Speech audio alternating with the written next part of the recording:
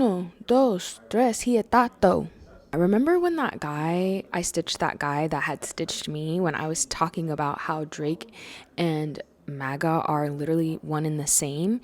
And he's like, "Man, whatever the fuck." Yeah. I'm 9 times out of 10 never wrong, just mostly early. Ownership, the blueprint is by me.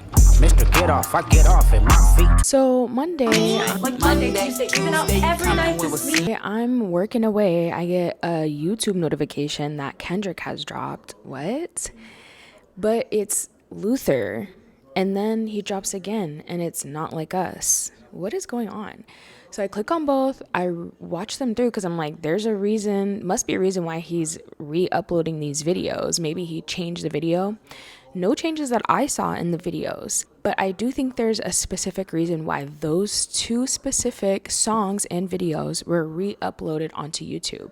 And apparently his GNX album was taken off of Apple Music. I don't have Apple Music, so I didn't notice that, but when all this is going on, people were reporting that, and it took them a while to re-upload it. Now, the most reasonable explanation for this, and like the obvious one, is that it was probably the end of Kendrick's distribution deal, and now he basically owns his stuff, so he can do whatever he wants with it. If he wants to allow people to use it in their videos, hopefully he will, he can do that.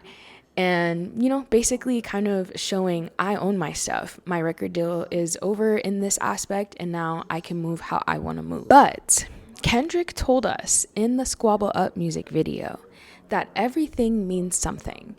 Now, I love being a delusional fan. I love engaging in the theories. I love coming up with my own theories because sometimes they do end up being right and they just connect too well. So let's get into why I believe Kendrick and Keem really are teaming up. I know this is a theory that had been going around, but I'm starting to believe it a little bit more. So when I was looking into, okay, why would he re-upload Luther? There's a couple reasons, but we're going to stick to one reason for this video. In the Luther video, we see the infamous GNX covered in the red tarp, and everyone's like, is it going to be deluxe? Is it going to be deluxe? We see the two GNXs in the opening snippet of when he first introduced GNX, and on the tour when he's performing Luther, he has the red GNX covered in the red tarp, or the GNX covered in the red tarp in the background. So this has to mean something. This other GNX might be Baby Keem. Now, him re-uploading Not Like Us is a little bit more out there and obvious, but for Not Like Us specifically, this is the song that, Drake is suing Kendrick for and is currently in the courthouse for that song. And in the opening of that video, remember, it's the view of the LA courthouse. But also in the beginning of that song, we got the Broccoli snippet where he says, IP ownership, the blueprint is by me. So he's reiterating that. It is also in Not Like Us where he says, 1, 2, 3, 4, 5 plus 5, devil is a lie, he is 69 God. So he is telling us that he has 5 other diss songs. Now, when it comes to Baby Keem, y'all heard the little Monday, Tuesday, coming will seem clip that I added in the beginning. In Birds and the Bees, Keem specifically says 5 days. And this whole incident of Kendrick re-uploading and GNX being taken down the Monday of the week that Canadian man's album was supposed to drop, I think it's suspicious. We have 5 days mentioned in Birds and the Bees, 5 other diss songs that Kendrick still has in the vault.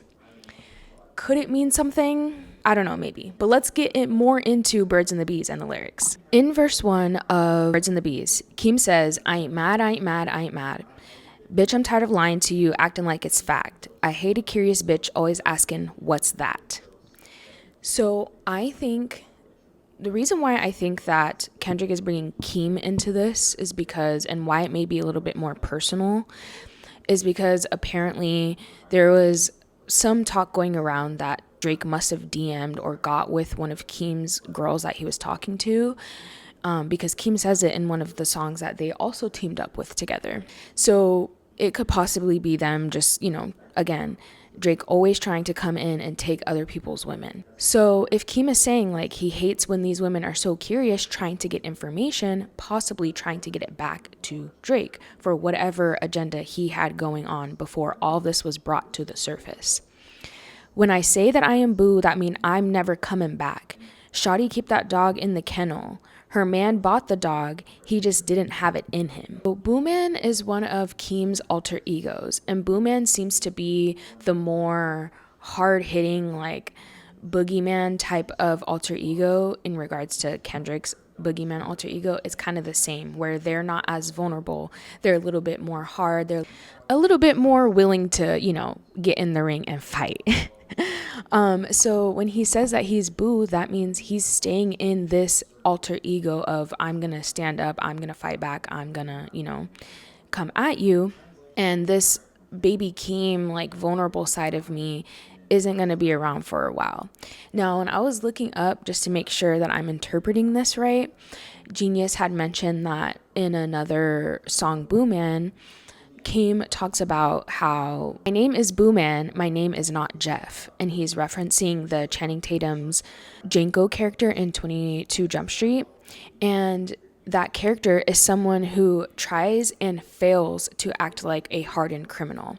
I think he's referencing Drake, who has consistently been putting on this mob ties persona, trying to act like he's hard, like he's a criminal, that he's done all these things in the streets. Birds and the Bees, when he's doing the chorus, Keem says, Monday, Tuesday, you're coming with Wasim, which is another personality of his, another alter ego, which could be pointing towards these antics with the videos being taken down and re-uploaded that happened on a Monday, the Monday that Drake dropped. Then he says, Thursday, you go meet Baby Keem. Baby Keem is the vulnerable version that we're learning now of this. So maybe we're going to get another song on a Thursday that's a little bit more vulnerable or whatever. I'm just, again, theorizing why he would specifically, because he doesn't say Wednesday in this song. He specifically says these 5 days. Friday, I'm going to see you to your needs. Saturday, we're practicing the birds and the bees. What is another term for birds and the bees? Having sex. What is another term for having sex? Getting fucked. What is another slang kind of definition of that? When someone gets fucked, it means like basically no coming back. Like you fucked up.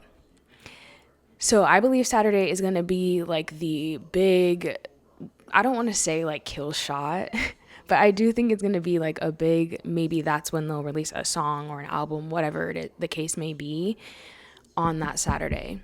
Now, when will that Saturday be? Again, we don't know. The point is to build the tension. The point is to taunt him, to make him feel like, when is this going to happen? Because he's obviously knowing these subliminals. He's knowing what's going on and what Keem and Kendrick are saying to him through these songs. But what really made me pay attention to this song after I had listened to it for a while, because at first when I was listening to this, I didn't catch the little subliminals. But when he said, Shawty keep that dog in the kennel, we already know that Kendrick has referenced For All the Dogs in Like That, a part of one of the diss songs.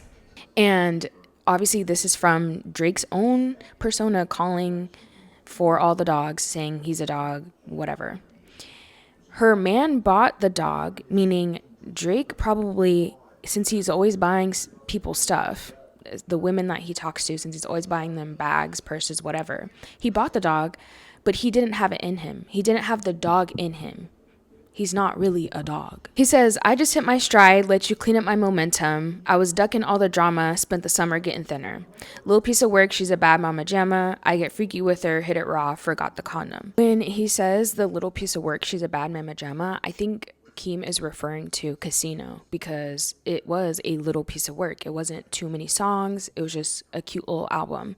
And I think it did what it needed to do. And obviously, the longer things go on, the longer the year goes on, the more that we know about and is revealed, the more that things start adding up on that album. And speaking of albums, the other reason why I think that Keem and Kendrick are teaming up is I heard that on the stream of Iceman. Drake was making fun of Keem's mom, or there was something around Keem's mom being talked about and made fun of on the album or the stream. I don't know. I'm not going to stream that, and I'm not going to stream him. So I don't know. That is just what I heard and what I've seen people talk about.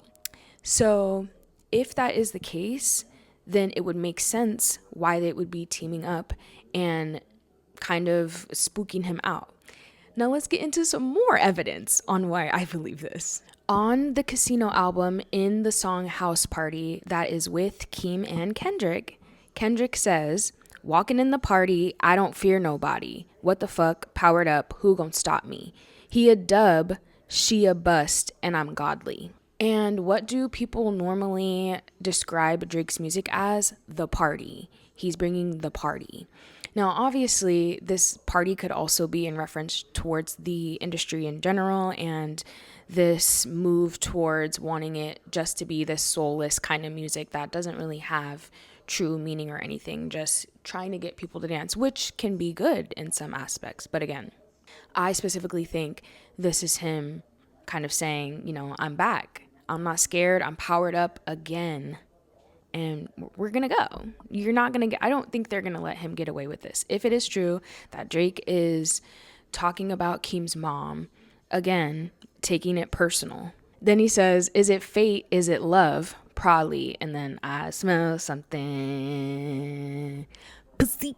So again, this is, I think, a direct, like, kind of taunting at Drake. Like, you're a pussy, I smell it. Also adding to this theory around them eventually, we don't know when, but that's the point. You want to build that tension. You want to have him wondering, like, what's going to happen. Maybe that's why he put out crazy amount of songs. And he's also saying them back from what I've heard on Iceman. And with that being said, in regards to that Canadians album, all I have to say is this. If the blueprint is by me. Now, we know, obviously, Squabble Up is him telling Drake to squabble up. But also, Kendrick was seen at the Grammys with his hand wrapped, and we were kind of speculating, you know, why is his hand wrapped? This is normally wrapped in a way that a boxer would wrap their hand when they're going into the ring to fight. So, again, another subliminal, I think, hint towards Drake, like, chill out on what you're gonna do, because we're coming, we're right behind you. Like, we're still here, we're still gonna be, you know, we're not going away if you continue. And again, from the coverage that I've heard on Iceman, Drake is continuing. So that is what I'm excited about, at least, that we might get some new songs or hopefully an album from Kendrick or Keem. But again, I just like being delusional, and that's what I'm going to choose to believe in because it gives me dopamine.